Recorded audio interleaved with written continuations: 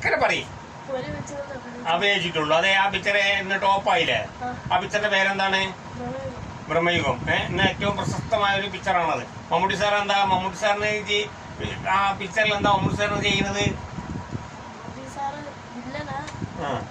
വില്ലനെ നീ കൊല്ലുകയാണ് അല്ലേ?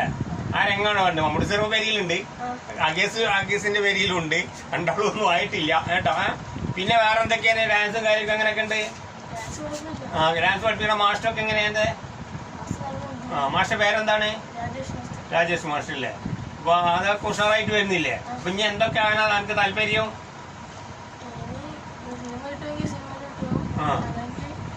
മമ്മൂട്ടി സാറിന്റെ കൂട്ടിൽ അഭിനയിച്ചോണെങ്കിൽ സിനിമക്ക് പ്രയാസമൊന്നും ഉണ്ടാവില്ല.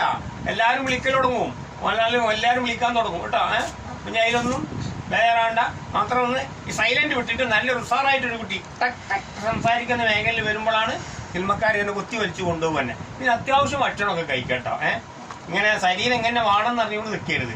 ഇങ്ങനെ നിൽക്കും. അത് കുറേശ്ശെ തിന്നോളൂ, പേടിച്ച് തിന്നാതിരിക്കണ്ട കേട്ടോ. അങ്ങനെ നല്ല കുട്ടിയാകും കേട്ടോ. നിന്റെ ഒരു ഉമ്മ